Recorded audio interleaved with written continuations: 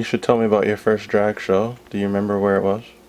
My first drag show was at David's nightclub in Springfield. Now it's ecstatic there now. Springfield, Mass? Massachusetts. Oh. I was performing before I did drag. Karaoke, I would go all over. They went to the karaoke bar and they saw me. And they're like, you need to be around your own people. And I wasn't sure what they meant because I'd never been around gays, you know. I'm from the Bible Belt down south. So I didn't know what I was, you know. Back then, everything was cut and dry, so. You weren't out as transgender at that time? No, I didn't know what it was, even though I was wearing makeup and I was, you know, sissified, but I didn't put anything to it. Back then it was ask and don't tell, and people looked the other way because, you know, they just didn't want to deal with that. Here in Springfield, it was 1992 when I came out here, but I've always been performing in some aspect, but androgynous, you know, I didn't even know what it was. I didn't know what drag was, you know, but boy did they enlighten me. You know, I haven't stopped since.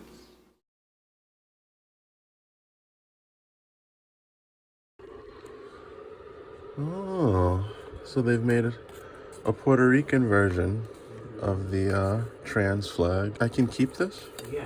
See? As this is not the first time discussion like this has been had. Hey everyone, this is DJ Ephraim Adamz, and I'm here in Hartford, Connecticut, about 10 minutes from my home at an area called Dutch Point. This is where a girl who grew up in the queer community who was killed and murdered in 1998. Her killer was never found or convicted, and her death inspired a national memorial in the queer community to honor those who are victims of anti-transgender violence. Her name was Rita Hester. This year is the 25th anniversary of Transgender Day of Remembrance, but I wanted to come out here because this was a black girl who was killed, and I'm black. You're not gonna find much information out there if you Google Rita and her connection to Hartford, which brings me to my next point. We've been memorializing victims of anti-transgender violence for 25 years. This is going to be the 25th anniversary. And the only information about most of these girls, who are mainly black trans women, let's first start there, is how they died, right? We show up every year to these memorials, sad, with our heads down, candles lit. We have vigils, which they're going to be having a vigil tomorrow at the state capitol in Hartford. Nobody really talks, people are sad, people cry, and then they go home and that's it. What can we do to push the conversation forward in a way that gets people to engage with each other, talk about how we're each different, race and ethnicity may affect our experiences in all this, legislation, and get more community engagement other than just bowing with our heads down and being sad. I've been in contact with Rita Hester's family to ensure that I get their blessing. I've been in contact with a nephew and two sisters of Rita.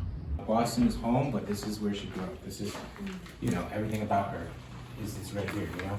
So I just wanted to read a poem that Rita wrote the year that she was lost. And I just wanted to share it with everyone here. Somebody says, "Look to me, my family, and do not despair, for I am with you when you are lost and when you are in fear. I see the battles that you fight with only a slim chance to win. The world around you oblivious to your hurt. The world around you immersed in sin. I see the tears overwhelming in your eyes. I feel your pain. I sense your sorrow. I know today feels bitter and grim, but look for me. tomorrow. I am there in your hearts, in the shallows of your soul. I am there in your innocence, and there when you are old. Look to me, my children, and know that I care. Know I am a force that will always be near. Be strong, my beautiful family. Never let your spirit bend. This is not your final destiny, for in the light awaits a friend. Find peace and solace in this life, and throughout your hardships cope. For in the end, the final end, you'll be with me once again in the Eternal Portrait of Hope by Rita Hester. Just wanted to come out here and reflect on trans remembrance, reflect on my own biases in regards to trans folks and how I view gender. This is Black history. These are Black and brown bodies. I'm Black and brown, and this is important to me. So if I could just get a few people to show up to an event that I'm having. This is the flyer. Rita Hester grew up in Dutch Point of Hartford, Connecticut. She attended Buckley High School. Buckley's about 5 minutes down the road, so I'm gonna stop by there. Her murder in 1998 remains unsolved and sparked the first Transgender Day of Remembrance. Right now I'm outside of Buckley High School, where Rita Hester attended. As you can see, it's being reconstructed, but every day I pass by this building on my way to work, being reminded of trans lives. So I hope this generation of children grow up with a new perspective on queer people and all the things, because it starts at home. I'm tired of this shit.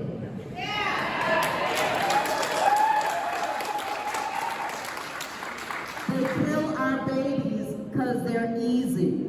And they know that we come together in pain. And they know that we come together and say, this can't happen again. Yet we continue to allow them to create the conditions where this is going to happen again. When reasonable assholes talk about legislation that they think isn't going to make a difference, it's our job to ask why and what do they think is going to happen.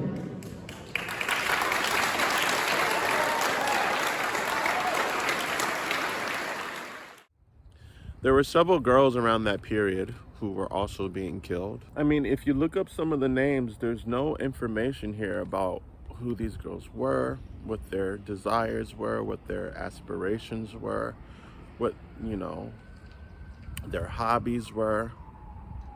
And is just remembering how they were killed really remembrance? Is that how we honor our families, our ancestors, our loved ones? May 1995, Deborah Forte, stabbed to death by a man named Michael Thomas. There wasn't much information about Deborah Forte, so I'm gonna try to do some more research. September 1998, Monique Thomas, murdered by a man named George Stalling. She attended Northeastern University, and she had plans to be a dental assistant. So a good way to remember Monique would be if you're in the medical field, especially dentistry. Tyra Hunter, killed in a car accident, right? The first responders showed up to the car accident and didn't want to treat her medical needs, so she died.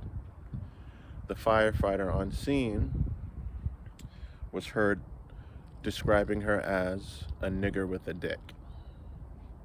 Okay.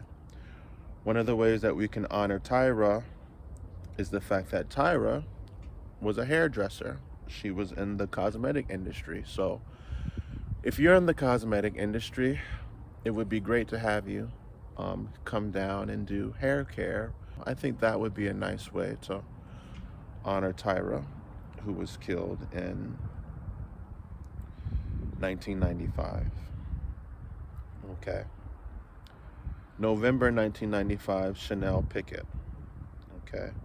Chanel was strangled to death by a man named William Palmer. Another thing about Chanel is that she had a twin sister and they were both on the Jenny Jones show in the 90s, right? Unfortunately, Gabrielle Pickett, the twin sister, was also killed in 2003. I consider something like the Jenny Jones show uh, kind of like being socialites of the 90s, right? It was kind of like reality television of the 90s in a way. So if you're a social media influencer, it would be great to have you at this event. Come down, be a socialite, take some pictures in the same vein that these girls were telling their stories. So you started dressing full-time as girls. Your mother pretty much left you. You were, what, 14? Mm-hmm. Yeah. You went to foster care for a while. Mm-hmm. You went to a new school, and you decided this is when you can make the big change, and you went to school full-time as girls, right? Yeah. What happened at school? Our foster parent told the principal, which I later found out was gay, told the principal that, another twist, the principal that, you know, we were guys instead of girls. And, you know, there was really no need for him to know because none of the kids had said, look at those faggots walking down the hall. They never said anything like that whatsoever. You were accepted as girls. As exactly. girls. Popular? Popular. Very popular. We've always been popular in school. How long did you have that time of popularity before everybody found out? How long? I'd say about 2 weeks. Yeah. So we'd become pretty popular in 2 weeks. And we were the new kids. That was, especially being twins. Yeah, sure. being twins, yeah. Cool. And we dressed alike, you know, every now and then. We'd wear, like, different colors. She'd wear black and I'd wear white. But the same outfit, you know. And then who told who at school? Who told who? The foster mother told the principal. Uh-huh. How did the whole And school the principal told, like, just the faculty. And then the faculty told the students, you know, like leaked out, I suppose, whatever. But, you know. And then what happened at school with you? Oh, it was horrible. It was horrible. You know, kids nowadays are horrible. They can be very horrible. I mean, I'm not saying that all kids are bad, but, you know, that was only a couple of years ago. It's not our most sensitive time of growing up. I know, we can be kind of cruel. Right? Yeah, I know exactly what you mean. So did they start treating you differently? Oh, yeah. What kind of things were you being told, or how were you being treated then? A lot worse. We talked about necks. We didn't know that we were talking about fucking necks. We had no clue which baby we were talking about. But we knew, as a black person in this country, who was reduced to 3/5 of a human being and was therefore less than human, so therefore people could take our lives in the ways that they wanted to. That with the legislation that was coming out of Oklahoma, while good, liberal, progressive, whatever words you want to use for people, were willing to step into reasonable conversations, we were discussing what was going to happen in the bathrooms at the fucking high schools. What happened in the bathroom at the high school? Don't be surprised. Don't act like this is surprising. This was prescribed and this happened. Have you ever heard of the John Birch Society? Have you ever heard of the KKK? Guess what? The nice, reasonable people write legislation. And the ignorant people carry out the death sentences. What happened in Oklahoma? The good, reasonable people wrote the death sentence. We sat back and debated that shit like it was something to fucking debate. Deal with my fucking words. Those people fucking deal with me. Edit that shit the way you fucking need to edit it. But know that this is true. And if we can stand up and reasonably talk about children, that child gave their life for our fucking movement.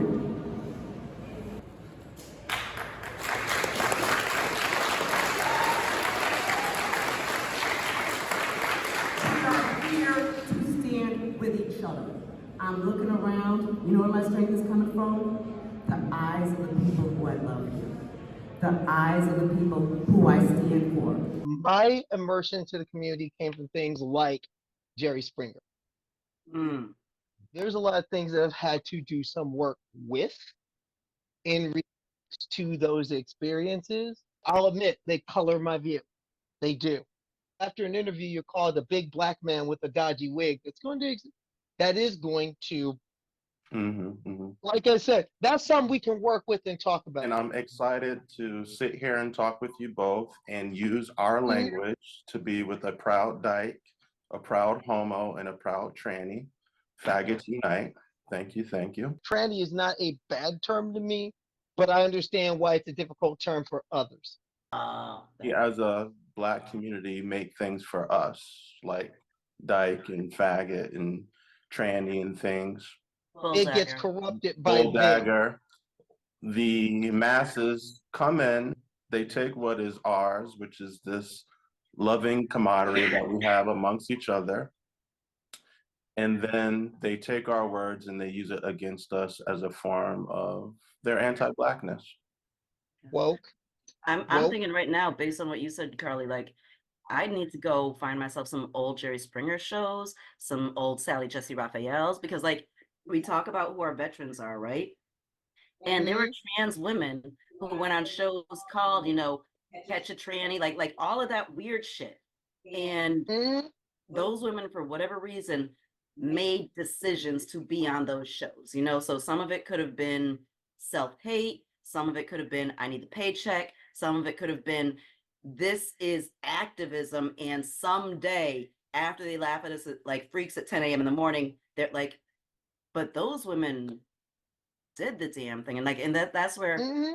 when it comes to activism, I the academics, I'm not sure I actually call them activists, right? But the academics who know that trans women going on Jerry Springer are giving us a bad name, I think often are not doing as much work as those folks on Jerry Springer. Because those folks Well, on see, like that first disgusting step in, they laugh at you, they tell you you're wrong, they incorporate it. And while well, there are a lot of people, yeah, I was gonna say, so is there a lot of people who are sitting in universities writing about who we were? Those folks were out there doing things differently. And I want to watch more of those shows.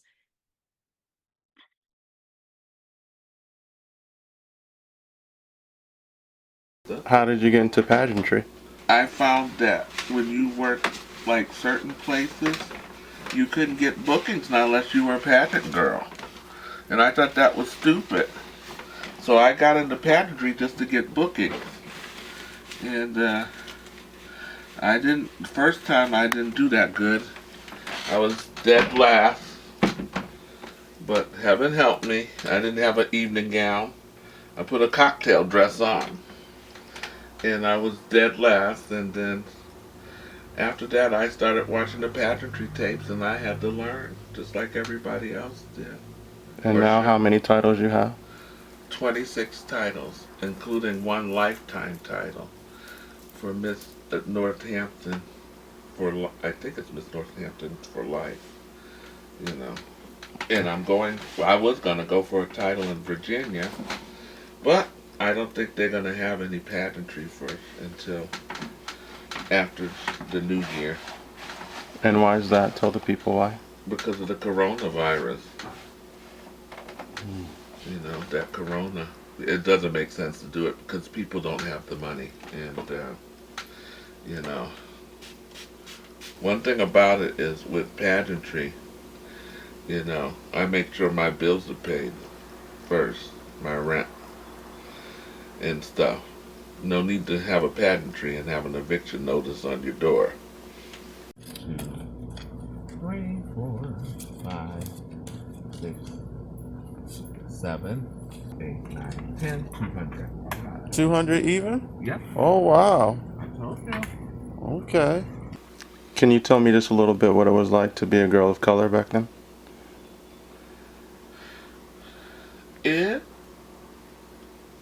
honestly wasn't like certain places, they didn't want you to do certain music.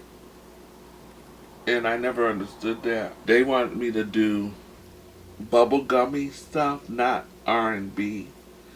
But I ended up trickling it where I could do what I wanted to do because that wasn't going to work with me. A couple of times I did some R-rated songs like Sweet Pussy Pauline and just for the shock value, or Missy at that time. People didn't want that. But they would jam to it. So I just didn't understand it, you know. But unfortunately, it's still like that today. If you're a DJ, they don't want you to play too much of that. You could sneak a song in every now and then. You had the glamour girls, you had the titty queens, and I had to fit in for a market. I think that you could be any type of girl that you want to be, really. And as I've gotten older, I say I might not be the prettiest girl, but I know how to do glamour. So I had to learn how to market myself. How do you feel like everything's changed now with social media and reality television and stuff? Back then we didn't have YouTube. People would look forward to coming to the shows to see the numbers. They didn't have on YouTube where they could upload your number and put them on. And I liked that they didn't have it back then because in a way it would have picked up all my mistakes too and all the stuff that people, take for granted now, but and I did not want to do the internet. And my sister-in-law told me, Savannah, you have to do internet. You have to get an email. You have to do it. This is the wave of the future. And I don't know why I just resented it so much. But after that, because before I didn't like taking pictures. I'm like, no one wants to see me.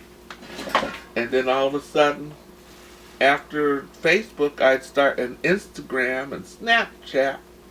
I started wanting to take pictures because that was a way of marketing what I wanted to bring out to the public. I think when they said you couldn't smoke in the bars anymore, people would not come. They would come to the bars, they would go out for a cigarette, and sometimes they wouldn't come back in.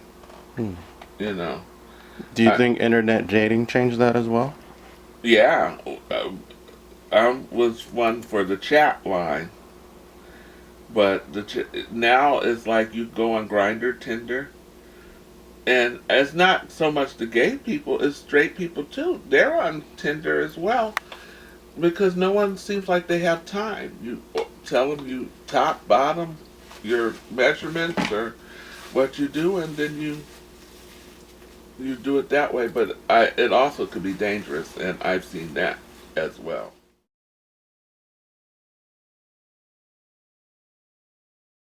I do want to mention Jahira de Alto.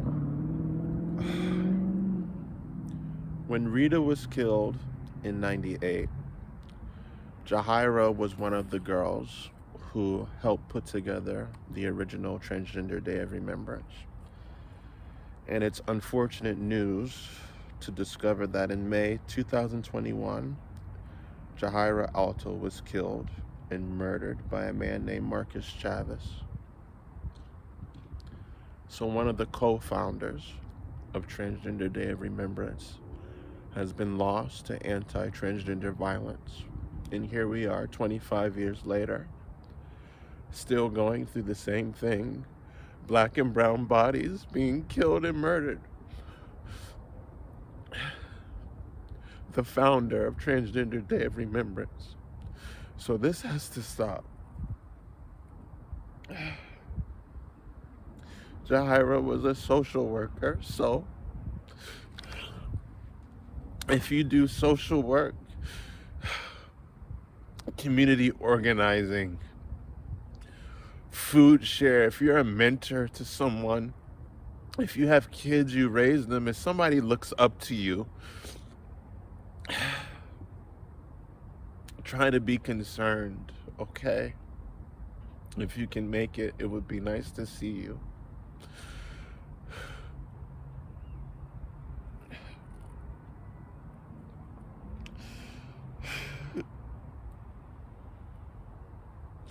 She was in the house of Balenciaga, so if you're in the ballroom community, I know the ballroom kids have been through a lot.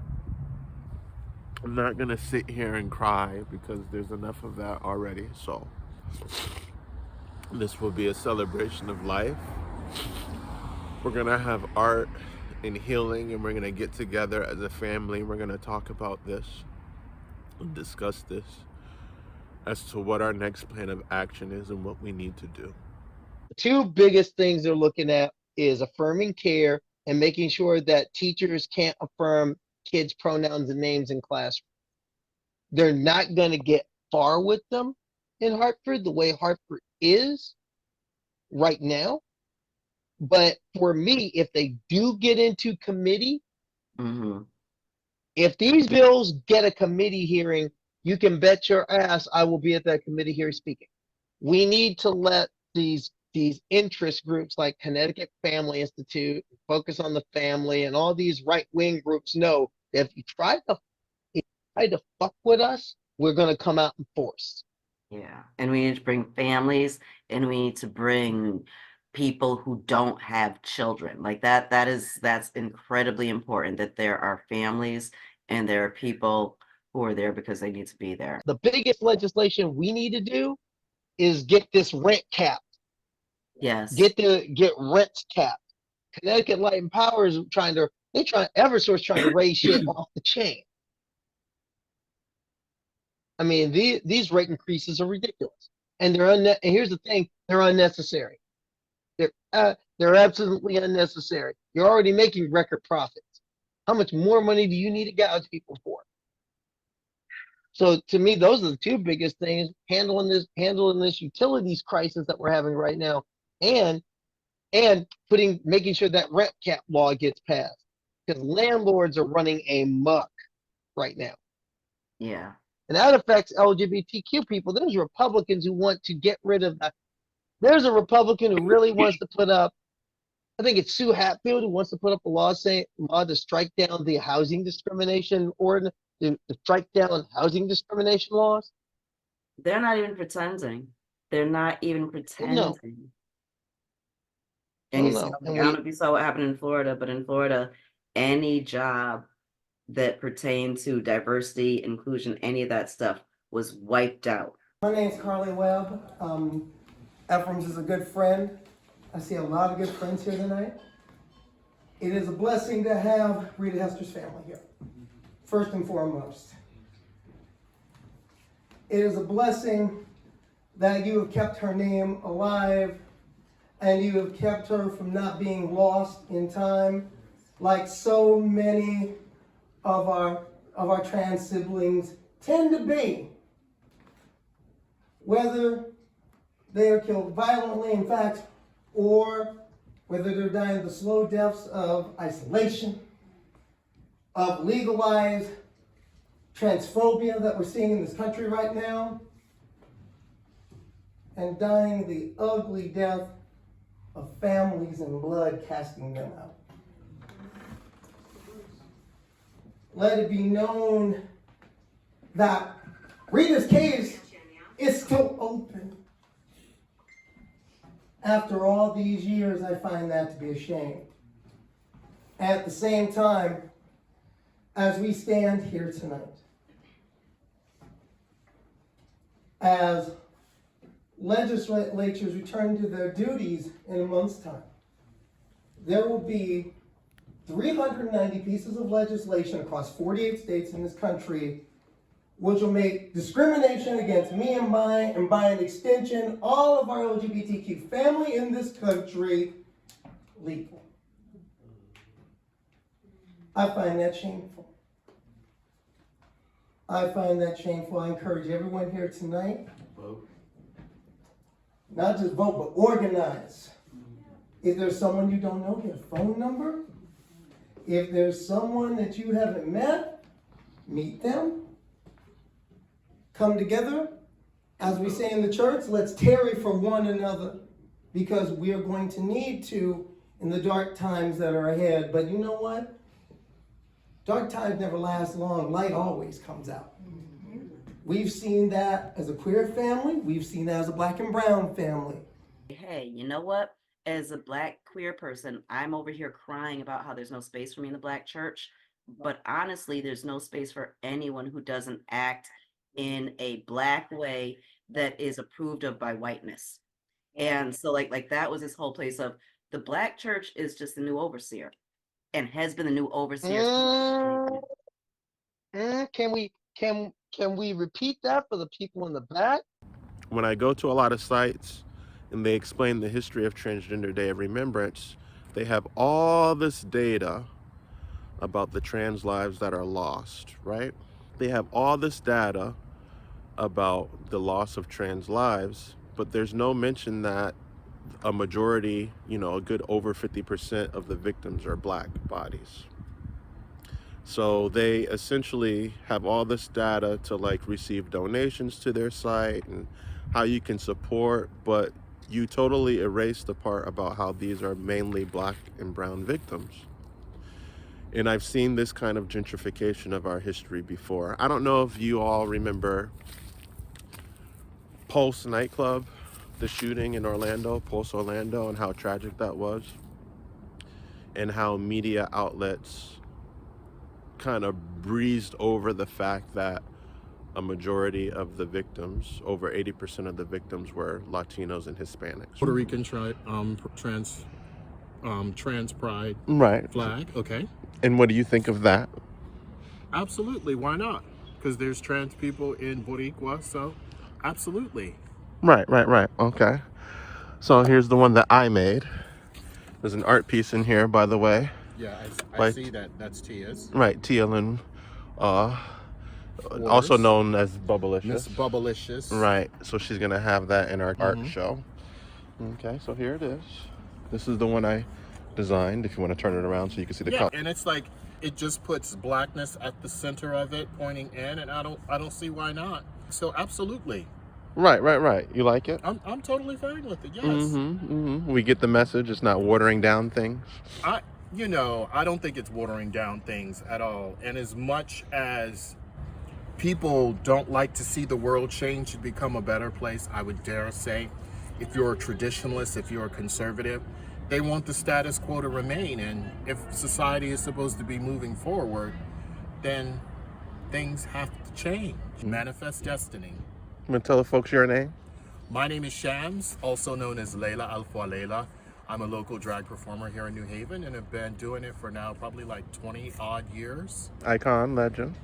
Yeah, that's what they say. That's what they say. Well, you know I love you. Thank you. It was good to see you, Of boo-boo. course, just popping up on me like this with all this knowledge. Why would I pop down? No, I'm just... I'm happy that we have made strides in our community, but we need to have more. We have laws to stop what's going on, but until people take it upon themselves to police their friends, their family, letting them know that those jokes aren't jokes anymore. Okay, they tend to lessen what people are doing to our black and brown community. We need to really, really think about it. There should be no more babies on that wall. Tell it. There should be no more babies on that wall. Most of those children have not passed 40 years old. Okay, I'm pushing 60. And then people look at me as an elder. I'm not that old, goddammit. I'm just still here. And because I'm here, I speak out. Because I'm here, I do art. Because I'm here, I make myself known. So anyone who comes after me knows you can make it to this age. We can do it, but we just have to protect our babies.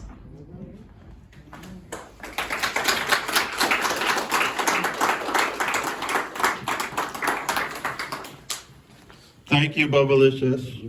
One more time for Bubblicious, please. For this particular event, with Rita being a black woman and so many of the victims of anti-transgender violence are black and brown, to design a new flag that I thought just kind of represented more of the history, the legacy of Transgender Day of Remembrance. So this is the Transgender Legacy flag that I've created for the 25th anniversary of Transgender Day of Remembrance. It recognizes the resilience that has been built off the bloodshed of black bodies. I've placed black and brown at the center of the Transgender Legacy flag to bring awareness to Negro descendants of U.S. chattel slavery and the African diaspora. Okay? The triangular midpoint insinuates an hourglass, which symbolizes past, present, future, and legacy. Obviously, the creation is inspired to bring attention to Rita Hester, a black transgender woman from Hartford, Connecticut, whose murder in 1998 sparked the first Transgender Day of Remembrance. Okay? Yeah, yeah, yeah. Cancel culture, man. Oh, First good lord! 90s, all just Oh, bullshit. gee. Now you got me on. Now you got me on YouTube. Well, see, I find it. I never thought YouTube would use that term, What? cancel culture. Oh, we're So not I'm using it curious. lovingly. We're using it Okay, very no, disparagingly. no, no that term because I want to get an idea of how you see that term. Me personally? How do you, yeah, personally, how do you see that term? Because I've always looked for, I've always looked for different definitions of it. Because I'll admit that I that see term cancel confuses culture me in as the way people people use it. yelling and shouting and not having a real conversation surrounding discussions and topics. Yeah, Okay. I think cancel culture is people getting this close to greatness, right? Because a lot of Hmm. what folks are canceling is stuff that needs to be discussed and examined. And rather than getting to a place of discussing and examining, people are throwing ideas and humans out. And my real issue with cancel culture is I believe that humans grow. I believe that the human condition is supposed to interact with other people and change. Like I believe that that's a very important part of humanity. And cancel culture allows, from my estimation, the people who are doing the canceling are less evolved than the people canceled. So if I'm canceled, I might be saying some crazy ass out there shit, but I'm saying it. And then there's another group of people who are like, we don't want to hear it. We don't want to engage with it. We don't even want to explain to you why what you're saying is wrong. So 2 years ago, I had when my house was filled with humans, right? And so y'all know there's Hmm. people on the upstairs, there's people on the middle floor, there's people in the basement. House was filled with humans. Kimura house party. Okay. Oh, I had a Legua energy in the person who was in the basement, who is cisgender, heterosexual, and that's who this person is. I had a gender variant person staying downstairs, and a down for the cause white girl who was gonna fight everyone's battle. She was down for it, right? Hmm. And they would get into these conversations, and I would try hard as hell to not be a part of these conversations, right? And a big piece was there were two young people in my house. One was 16, one was 22 or 23, right? But these young people were developing their ideas of who they were. And the youngest one Right. rocks out. This I believe this. This I believe this. This I believe this. Why do you believe that? Because I believe it. Why? But Because why it do is you believe right. it? That's awesome. Why? Get to the kernel. Tell me about the thing. What is the value underneath here, right?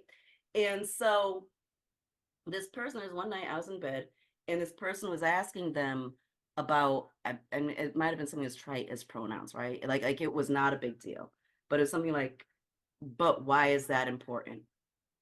And all the Hmm. other two could do was tell him he was a bad person, tell him he was an idiot, tell him, oh my God, I can't with you. And they had nothing. And so I stayed in bed and listened and loved it. And then the next day, when I talked, because I talked to the girls before I talked to the guys, so I talked to the kids, it was Kimura, and he didn't understand. It's like, what did you need him to understand? If you need people to understand this, then you need to figure out how to share it with them. There is no point in that conversation where they were able to give him other than you're disrespectful, you're wrong, oh my God, I can't. And so from their estimation, they're ready to cancel this person. And this person can be an overt asshole, but actually was trying to get to a, but what is this? But what is this, Hmm. right? And he wasn't saying trans isn't real. He wasn't saying he wasn't saying any of the awful stuff, but they were done with him because he was asking why. And so to come back to this idea of Well, cancel what was culture, he asking? What was he asking? Why? I wanted to think of something like so like if you're misgendered, why is that so horrible, right? And that's something that I know a lot of people have answers for, right? Even if it's just like this is like yesterday I was talking to a cisgender heterosexual woman who was explaining to me how she wouldn't care if she was misgendered. And we had to go back and forth over, of course you don't. You got a vagina. You have to think about You it. know, you're like, no one is questioning your gender. Like, this is not a thing that you deal with on a regular basis. Like, this is not your jump. So for you to say that, like, just trying to get to her, that is the most privileged asshole comments ever. For me to go anywhere and say, oh, pronouns aren't important to me. Call me whatever you want. I don't have the right to do that. And I don't have the right to say it shouldn't be important to other people. However, when someone says it's important to them and someone asks why, then our job is to start having those conversations and understand that that's not a one-time conversation. So seeing people get canceled for that kind of shit, the fuck, right? And then also, if we believe that people learn from their mistakes, then cancel culture removes some of the most beautiful human beings from our community. And it removes people, it doesn't allow for growth. And so should people be removed at times? Yes. People choosing to cancel people because of a time, something that happened at a time, who then don't allow themselves to step into what that growth can be, are the ones who are holding us back from ascension. So if you're so cool and righteous that you can write people off from community and then work to make sure that they're never allowed in community again, there are people who use weakness as their bully club. A thing that this state allows is, you know what, we're going to do this thing and we're going to invite Ephraim. Oh, we can't invite Ephraim. Why not? Oh my God, I can't talk about it, but he hurt me. What did he do? Can't talk about it. All of a sudden, everyone, no Ephraim. At no point does anyone say what the fuck Ephraim did. I would love to know what people think I did, but it was so bad, they can't tell anyone. I can't. In other words, that. it's Now people in other who words, I it's know, that in other words, it's that nonsense. I'm open for any conversation. Fuck them. Because they don't want a conversation. They want the strength and power of their weakness. And we can't move forward as a community if, like, in my mind, these are the trigger warning people from 2008. And so if you remember that period of time, as we as a nation, we're starting to step into an understanding of empathy and real mental health issues and trauma, right? So the very early Right. days of us understanding trauma, people were able to say in spaces, I feel unsafe, I'm triggered, and it was shutting down conversations. I think in our state right now, for a lot of the crap that we've got going on, that's people's strong muscle. And so rather than step into a place of engaging in a conversation, people go to their scared, sad place. They've got their cool people around them who have illusions of grandeur and being wonderful protectors. And instead of anyone discussing a thing that was ever done, we just allow this thing to live. And again, I've said to you, who have I done what to? Tell me what I did. Tell Ephraim what he did, right? Like, and on this one, this is what scares me. That what's about to live right now, because there's people who, like, if you really discuss the thing that they say Ephraim did, they're racists who didn't want to deal with racism in our community. And then we got there, right? So we had the thing that happened and everyone got all up in arms and everyone got very, very upset. But then as time went by, as information was shared, we realized, oh, you know what? There are some kernels of racism in there. The Connecticut white gay community has no desire to address or confront their racism. None. I've noticed that. They will not. Don't you know? Once I started doing the professional queer work, what I realized the worst thing was white lesbians who knew that they knew exactly what my life was because they too were a minority. They too experienced discrimination as a lesbian. And when you bring up anything about race in there, you are being a problem. And that is so honestly, to give myself the place I just gave Ephraim, because I think I'm deserving of the same place. A lot of the ones who hate me, it's because I pointed out the racism in their kumbaya shit. It's because I pointed out the racism in their wonderful solutions on how to make the world better for everyone, and it wasn't. I can tell you one big ugly one was at True Colors when I had my little faggots coming in being faggots, and the wonderful, good, white, cisgender, and not all cisgender people knew that that was a horrible slur and we couldn't do that. But we have signs of when we talk about meet people where they are, right? And if there are Black gay boys whose community has been Black gay men, because believe it or not, hey everyone, there are Black gay people everywhere in Connecticut. They might not be going to your gay shit because they don't want to go to white But shit. they're going to their own gay shit. They're in each other's living rooms and they're calling Ephraim saying, when are you going to have a black man night? Right? Like that is the truth of what it is.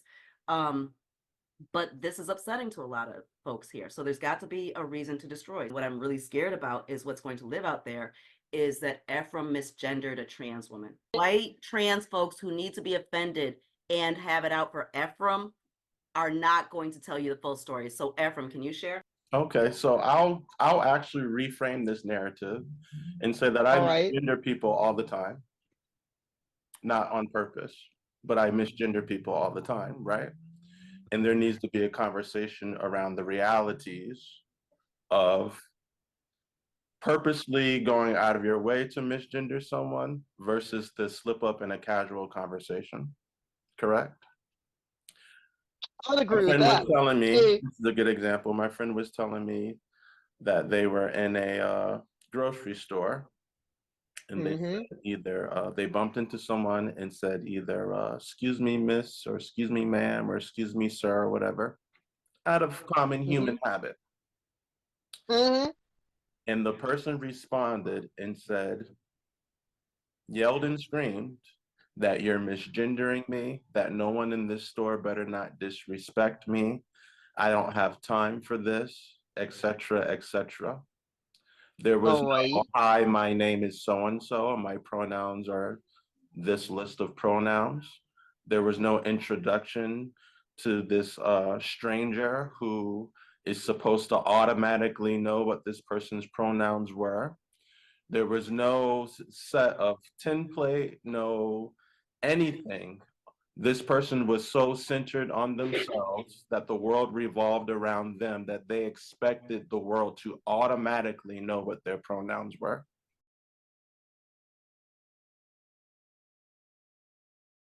But I was a chat line person. I loved the chat line. It's explain to them what the chat line is. Chat line is when you called, and my handle was Black Barbie, and I would go on the straight side, never went on the gay side. But I stopped doing it because at that time they had a serial killer killing the girls, and I'd be like, "Hi, I'm Black Barbie," and you get all this calls coming in, but I didn't realize how dangerous it was too. I was dumb and gullible, and I had them to come to my house, and that wasn't a good call. So someone was attacking trans women of color and stuff? Yeah, they killed a couple of people. So after that I said, nope, not for me. It's terrible. Yeah, and it took a while, and it was someone that we all knew that I've seen in the bar before. That's the thing that made it so hurtful. The attacker? The attacker was someone that was in the bar that I seen in the bar a couple of times. And I'm not one for public displays of affection, but I make guys take me out publicly because a lot of times I think the things with trans murders, when they feel like they're being called out or found out, that's when they resort to violence. And I'm not an expert on that, but that's what I think. A lot of these guys, they do something, then they regret it after they do it. And then they try to make like they didn't know, and then they snap and they kill these girls. My opinion does not represent anybody, that's just my opinion. A lot of people, especially in the black community, is taboo. I was estranged from my family for a long time because they seemed like they were more accepting of certain people in my family that were kind of like scummy, but they weren't accepting of the choices that I made. And I said, I don't care if you accept me, just respect me. And that's a big difference. And a lot of times the girls are at fault too, because a lot of times they'll be like, well, if you don't do this and that, I'm going to tell her, And it angers some guys, because some guys really don't like that. They just, it's DL or whatever. And they figure if it's with a trans, it's different because you look like a female anyway. A couple of celebrities came out and said that they were trans attracted, and they kind of got crucified for it, and I don't think that's fair either. You attract. I think that love is free, and you should be free to love who you love expressively, long as you're not hurting anyone, and long as they are of age. Maybe I'm just babbling. No. Huh? No, you're not babbling. You know, they were just, you know, and it's a big thing in the black community. You know, and I said we got so much other stuff to worry about. Hmm. With this flag, I was thinking about how many black folks I could go talk to about the intersections of being trans and queer and things like that. Because a lot of the ones who I spoke to, they view being trans as this white thing. But when I tell them about Rita, who's a black girl from Hartford, and really connect with them on that level and honoring her, I was able to get uh, a heart to heart with my black brothers and sisters as to why uh, trans and queer identities are important and why we need to embrace each other regardless of our lesbianism and gayness and faggotry. And we have to be diligent. We have to put on a strong face, and we have to be these model minorities in this battle against anti-blackness. And so when you add queer to that, it's looked at as something that's weak, that's going to cloud and taint this image that we need to uphold in the face of battling anti-blackness. And blackness. So where have you been having these conversations? Just out and about? Well, yeah, a lot of the people on my page who are not queer themselves can see my posts. They're asking what's going on. They're seeing posts and shares and likes and support about the trans legacy flag, and they're seeing that this is a piece of Black history, and now they're reaching out for more understanding about that. Okay, well, she was trans, but she's still Black, and we love her anyways the way that she is, even if we don't necessarily share that part of her, we share in her Blackness. And you know, that's very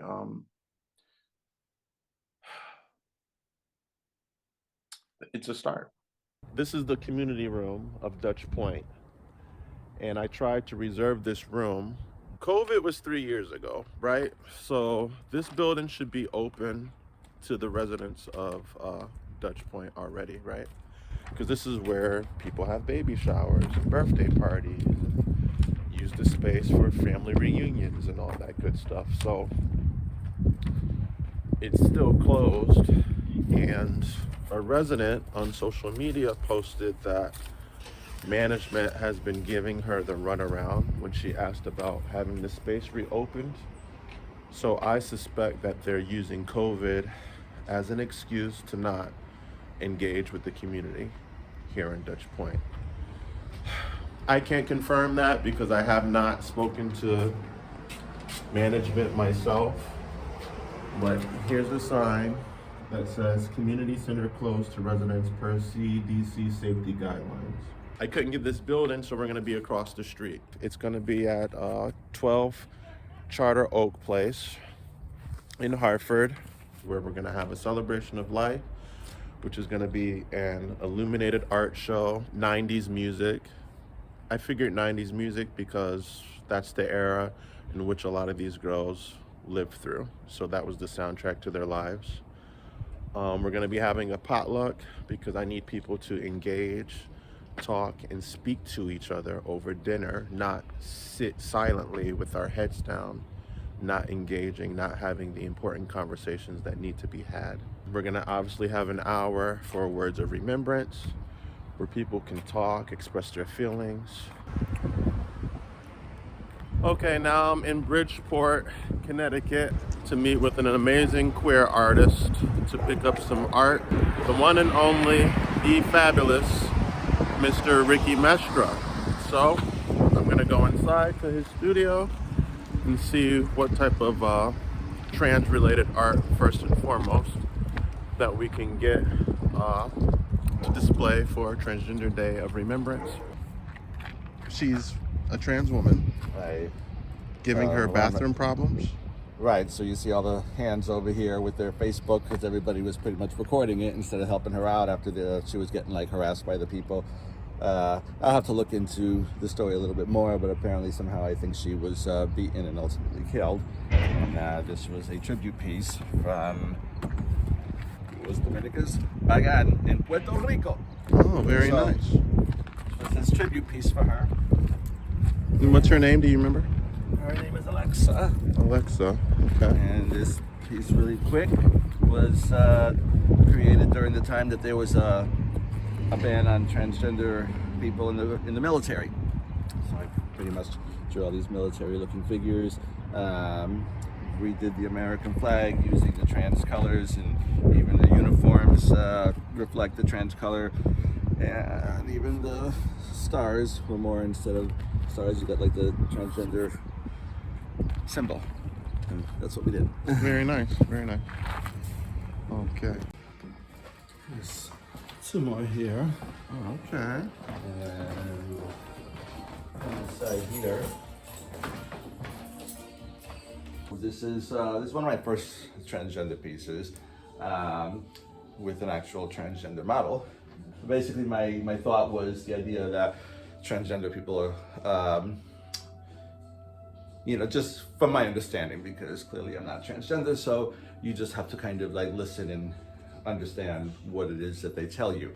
And it's kind of like the idea that they were born in the wrong body and that kind of a thing. Like there's something underneath the exterior that really demonstrates and represents who they are. So, you know, in this kind of like sexy, silky way, I decided to use this concept of a snake that kind of sheds this outer layer that kind of, you know, brings forth this new version of that being. Oh, I like that. You know what I mean? So in this piece, that's why you see like, you know, part of it still has like the original form of, you know, how they were created, and then ultimately that, you know, outer shed into the sheds, and now we have this beautiful woman. So that was kind of metaphorically how I was kind of like, you know, merging these two worlds. So you kind of have to start it from the bottom up. If you look, you see like the snake skin developing into like, you know, human skin, and develop breasts, and you know, this long hair, and Blossoming into her true expression. exactly. So You want to hold our flag for this event? Do you know about me posting about the flag? this is a new Turn it version around. I had not quite seen before. It's because I just created it. You made this? Yes. Wow, that's quite interesting. It's almost like, Well, hold it, you know, how it's going to fly this way. I see. Mm-hmm. So So it's, what I love about this is that, you know, it's kind of like, let's talk about not only the transgender people, but specifically the black and brown transgender people. Right? That's probably where you were going with this, and translates very well. of course you get it, Good Ricky. job. Well, of course you get it. Right. Who am I? Of course you get it. Well, thank you. I look forward to it. Hey, you guys. Right now I'm heading to Pratt Street in downtown Hartford, Connecticut, where I'm putting in a request to hang up the flag for the 25th anniversary of Transgender Day of Remembrance. Now, the flag that I'm presenting to them is not the usual flag that they're accustomed to seeing. So I'm going to be bringing a white ally with me in case there's any pushback in regards to the need for a flag that better represents black and brown bodies.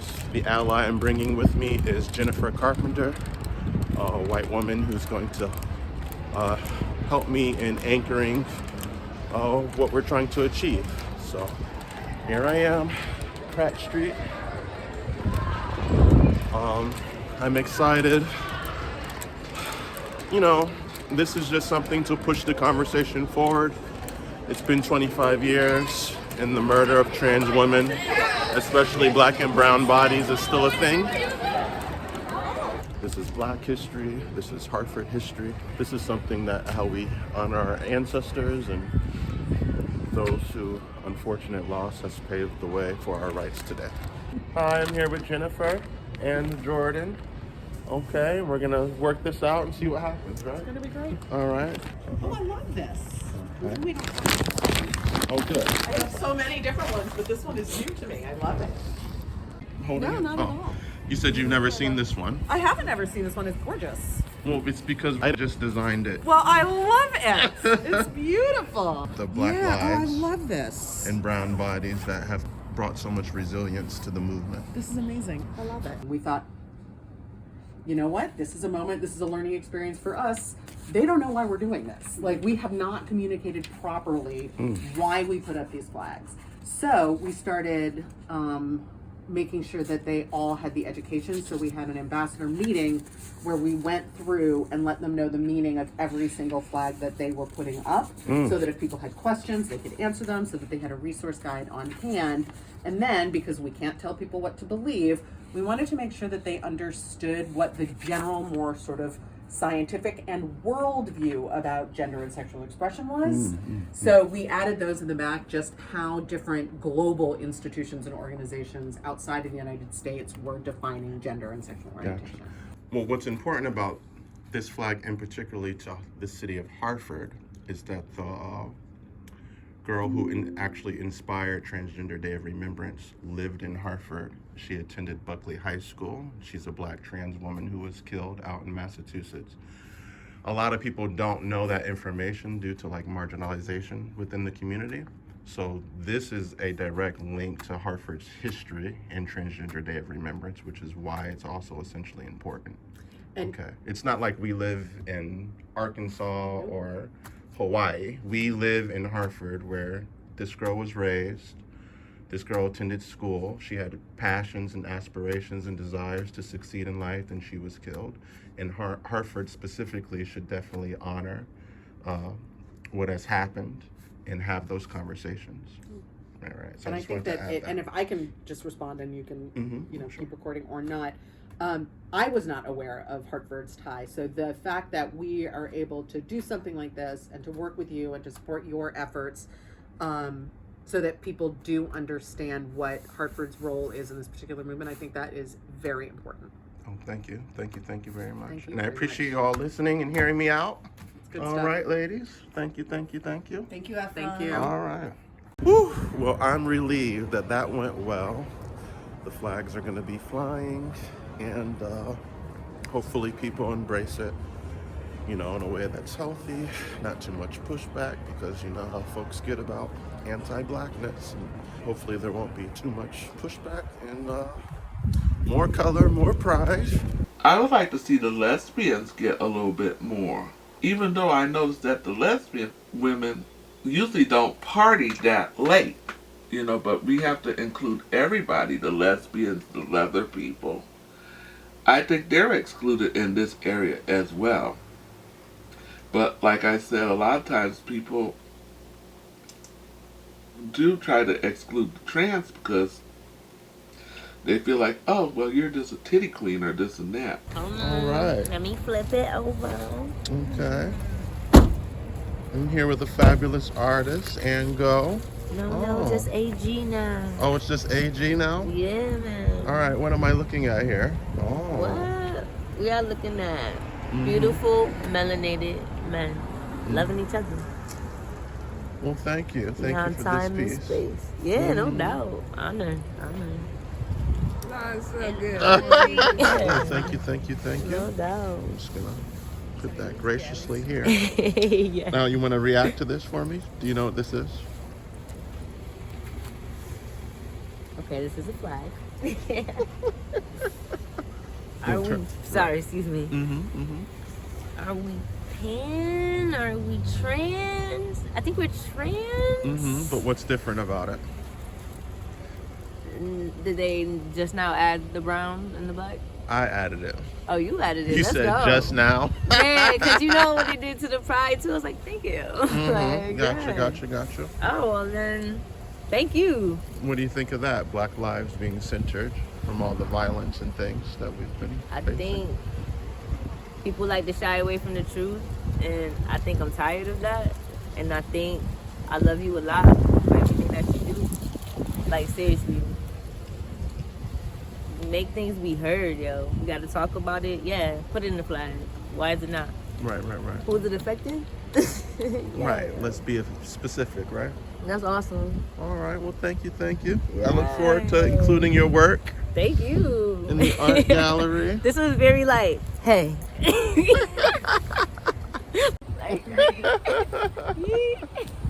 All right.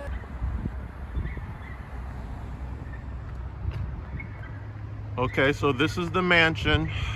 I was able to pay to use this space, which is, as you can see, right across the street from Dutch Point.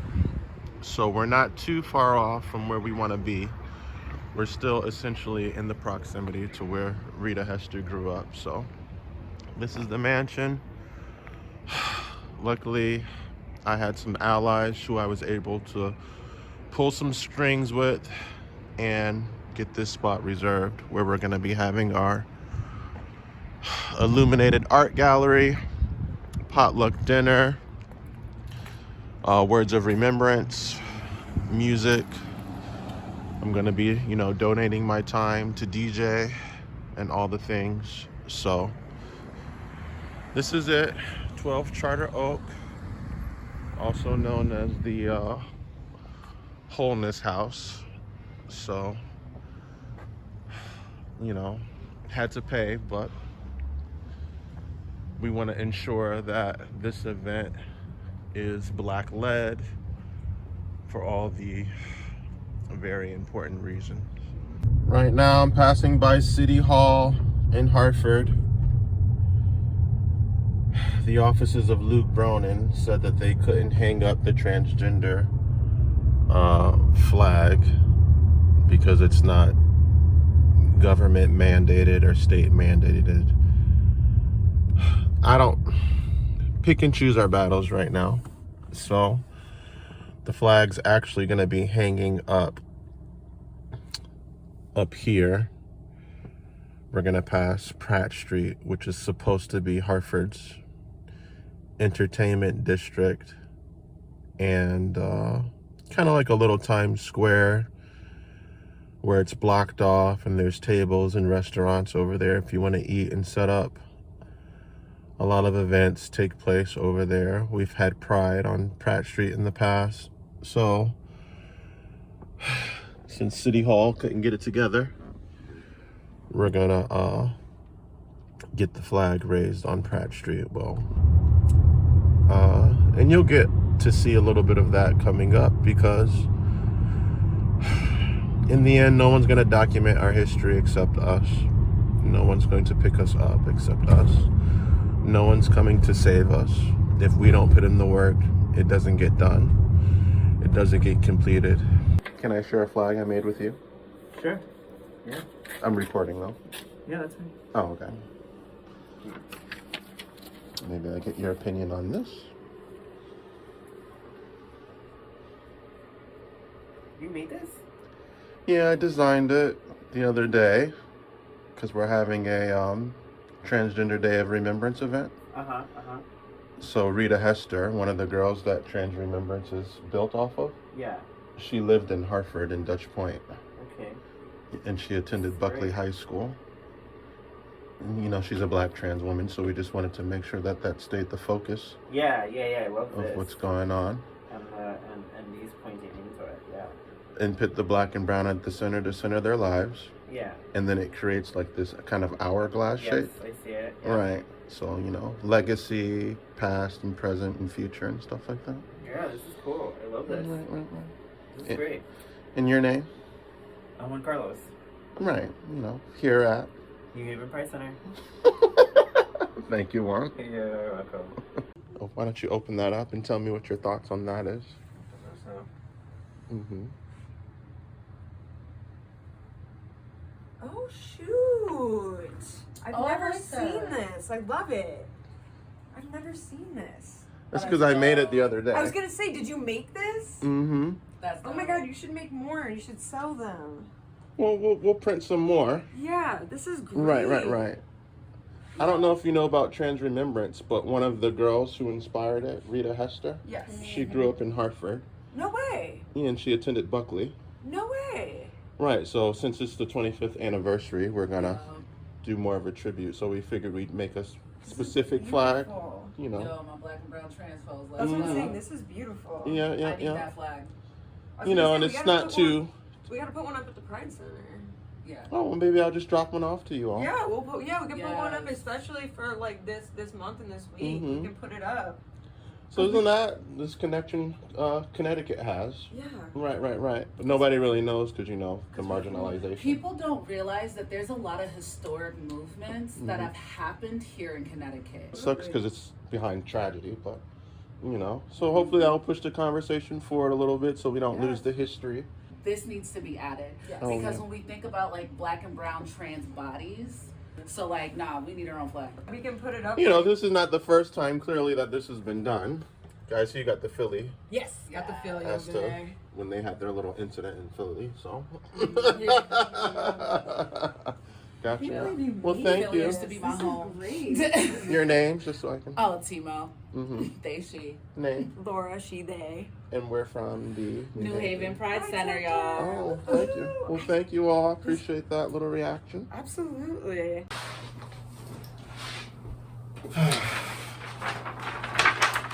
This is my auntie, Savannah Rivers.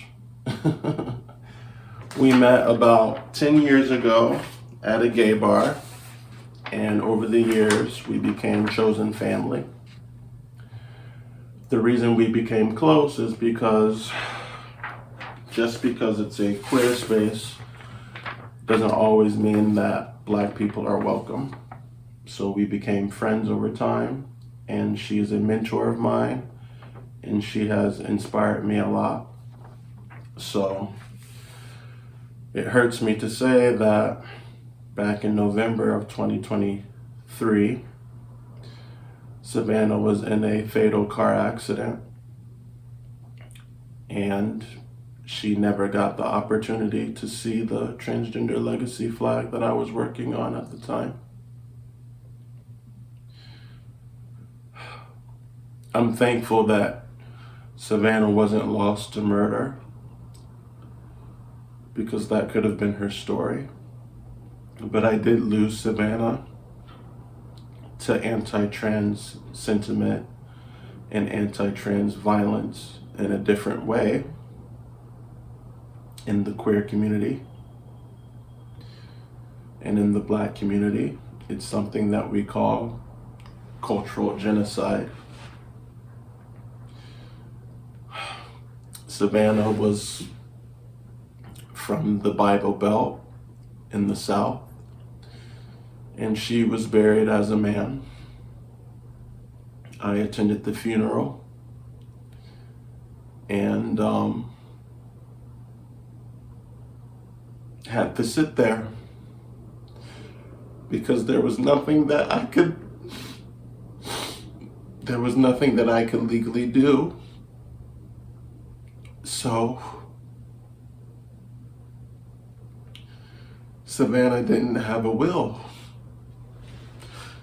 and they put her in a suit because Savannah's been estranged from her family for 40 years. So they didn't acknowledge who Savannah was, and they published an obituary. And this was the manliest photo of Savannah that they could find to use for the obituary, of her doing her makeup backstage at an event. You'll see that it says Bradford Grant, January 27th, 1967. Deceased on January 26th, 2024. And in this obituary, there's nothing queer or any mention that Savannah lived as a transvestite or as a trans woman or as a queer anything. So we've lost her to cultural genocide, which is when you document someone and you memorialize them in a way that didn't reflect how they lived. Savannah was known in New England as the Queen of Glitter. And so they took away all her glitter and her rainbows and her pride. The godmother of drag soul. So I've written my own obituary. One moment.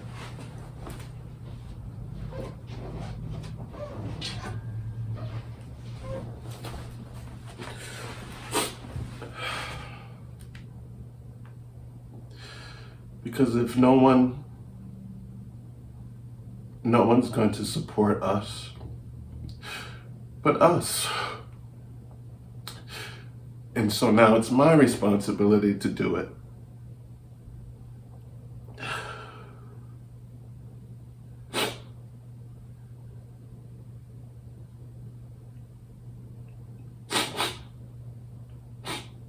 Savannah Rose Rivers Amore.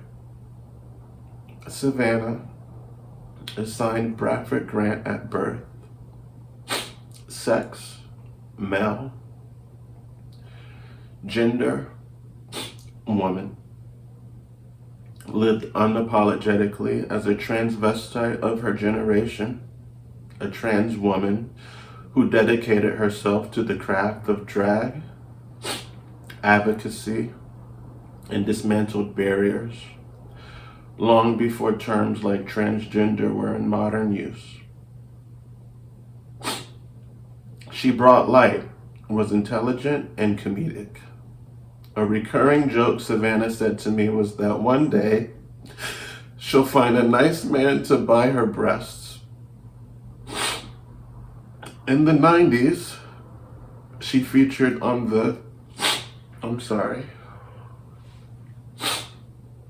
She featured on the Jerry Springer Show. She was an animal lover and cared for her cat Ivy that she rescued off the streets. Performing for over 35 years and a multiple pageant winner, Savannah has been a friend, chosen family, and a mentor to New England's queer community and regions around the nation. Savannah participated in charities, fundraisers, pride marches, and spent her free time coordinating shows at the local senior living centers that brought joy to patients in care. She embraced her full figure with elegant gowns, big hair, and sparkly stones. No audience could escape her fierce lip sync, which included nightlife, drag brunches, drag bingo, college campuses, and drag me to church. During the COVID pandemic, Savannah kept Pride alive virtually. In Global Pride 2020 and New England's virtual Pride, Savannah stood for Black equity and racial justice, and she inspired me beyond words. Okay? So, I've learned a valuable lesson here today,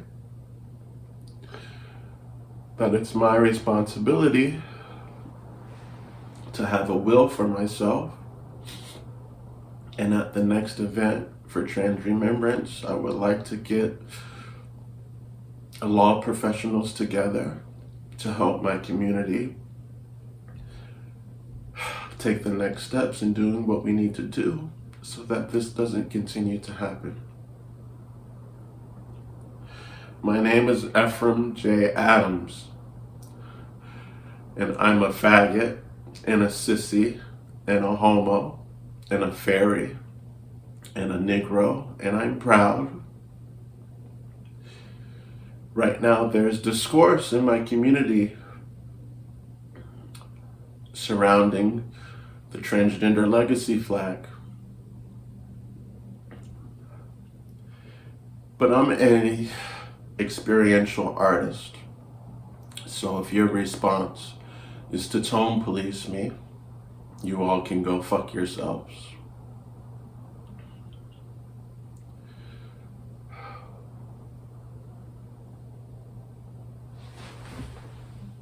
There appears to be people who believe that we can live theoretical lives, right? And that reality isn't there. So if I believe that all trans people need to be respected as who they are, they will be.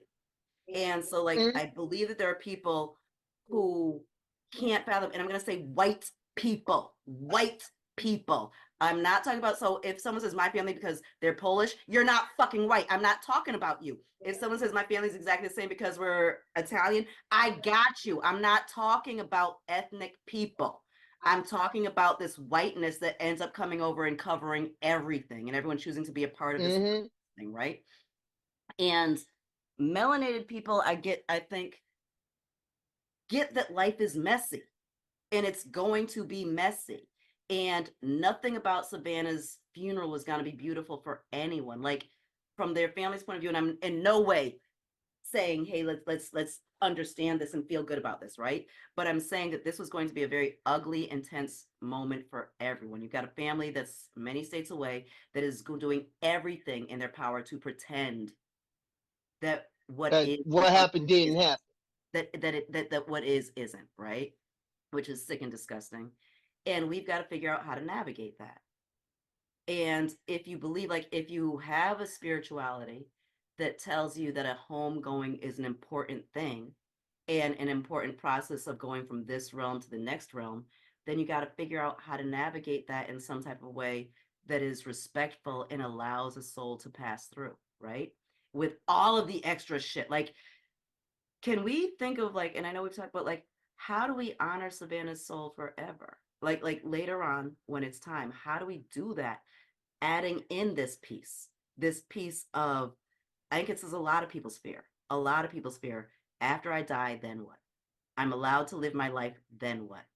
And if I'm going out and I'm working on legislation and I'm doing all of the stuff that there is now, and then a Savannah dies and that happens, I'm stuck with the fear that I can't affect that.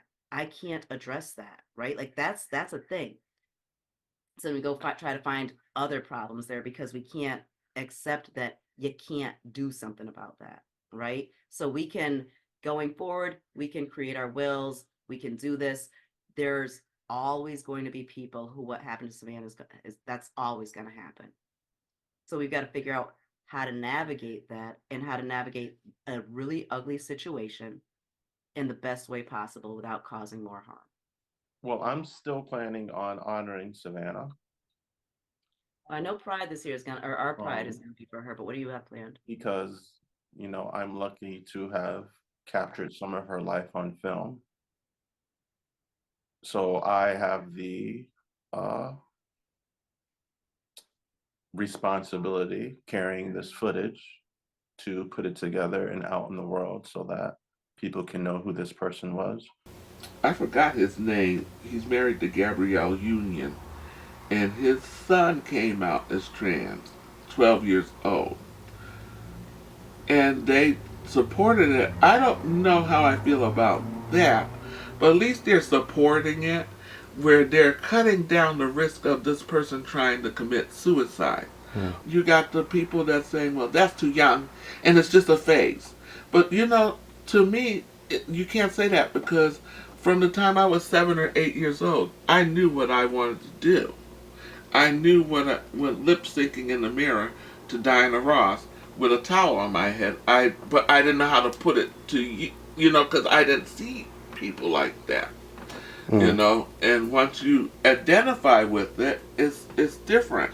But I think it's good when people can really accept diversity. You know, because back in the day, I'm like, oh, I have to blend in. And then someone told me, why blend in when you could stand out and stand up for something? And after that, because I tried to live the man life, and every single time I did, I would just feel so unhappy I had to go to therapy. So I'm just like, whatever floats your boat, long as you stay within the boundaries and you don't hurt anybody, it's fine with me. Mm-hmm. You know, I can't judge anybody. You know, that's not my job Right. to do that. Some people they judge.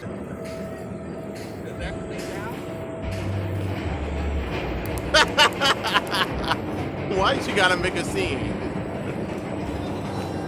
I want to say something about Ephraim. Ephraim, I asked for an electric scooter, and he got me the push wheelchair. That's what they gave. Who does that? Don't do that. Okay? Don't talk about the disabled.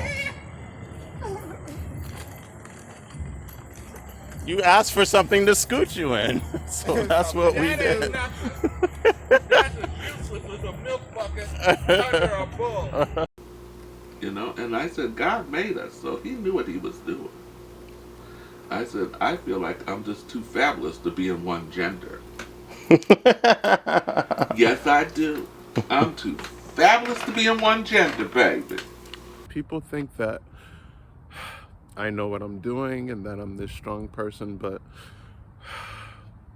I learn and I make mistakes as I go, and I take it one step at a time, and pride is very important to me. And that's all I can say, is that pride is just very important to me. It helps me with my confidence, and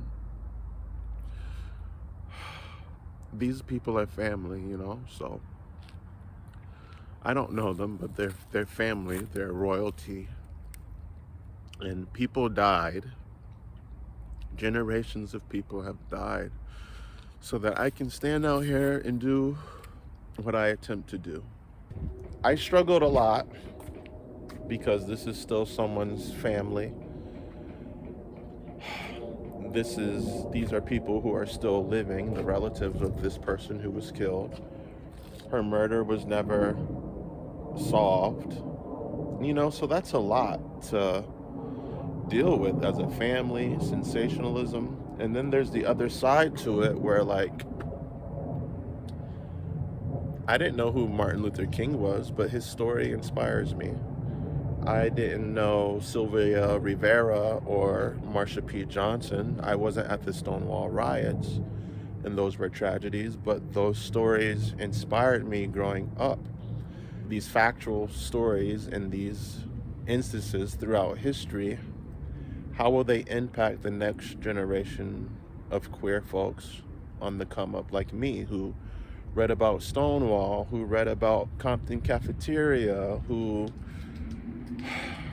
you know, there's a movie out right now about Bayard Rustin, who was the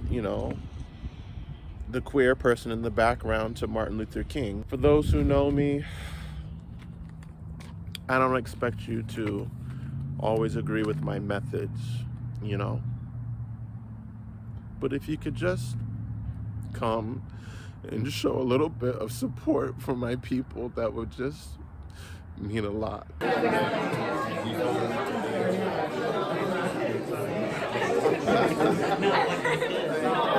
let's get this good light. You want to get in the shower? Okay. I see you. Come on. Thank you. I gotta get it while everybody's here. Can I get in one? Right. Look who got here.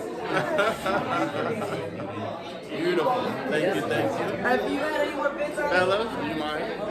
This way. The light's coming from this way. Thank you. This is video. Come on.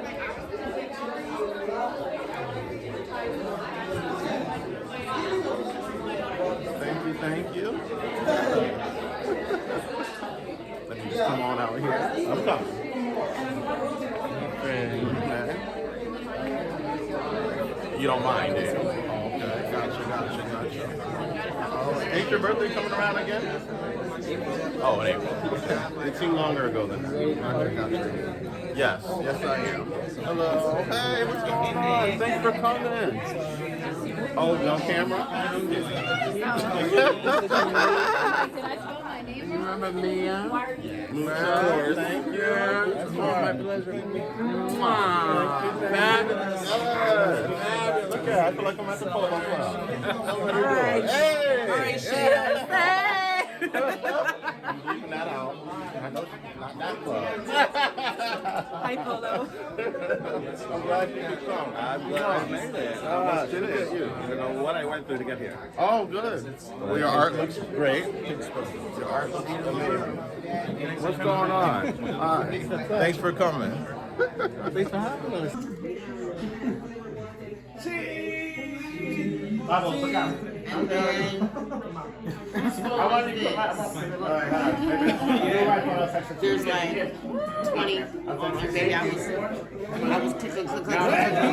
So you know you got.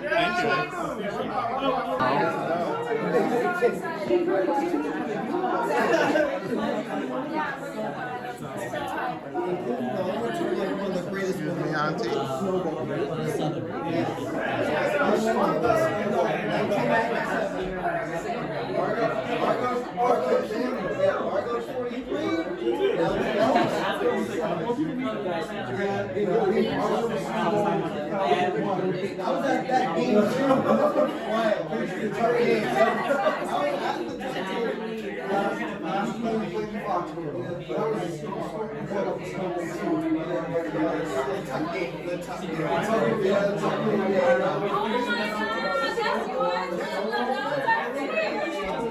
I posted that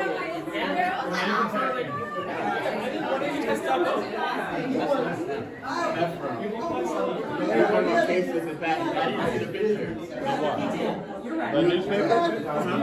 Hearing other stories like this, maybe that was her way of carrying out. How does it feel for you, family member, to know that so many people are coming together?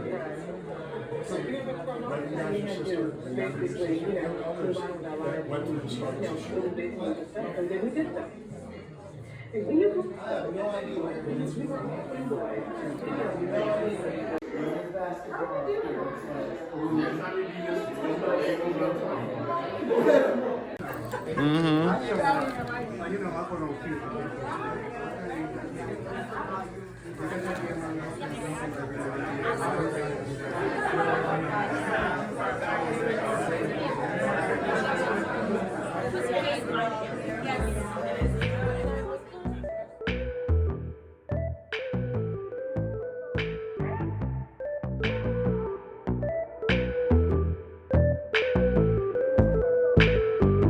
When I die, don't cry.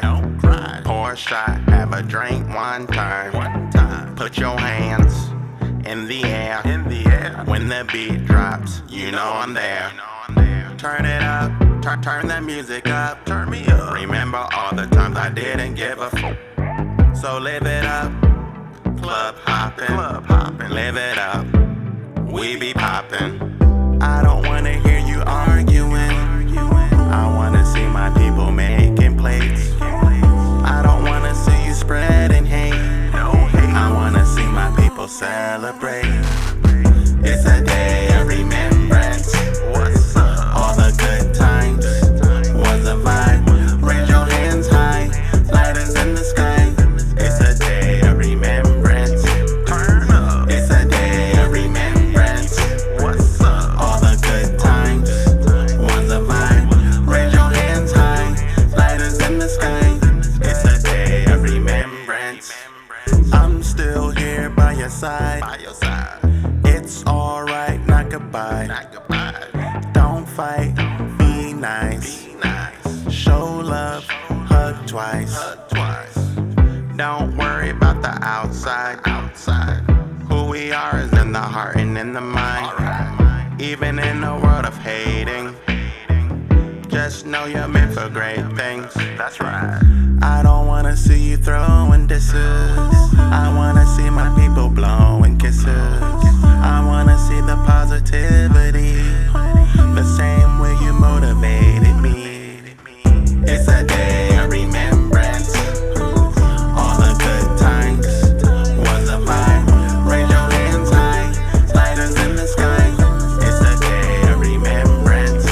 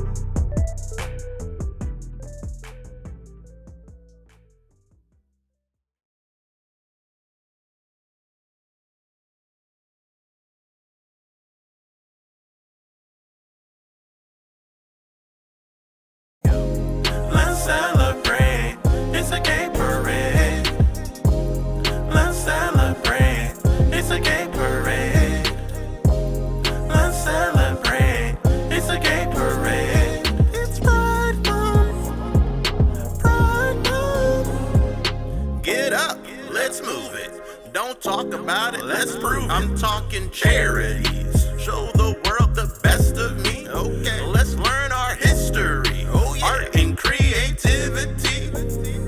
It's Pride Month.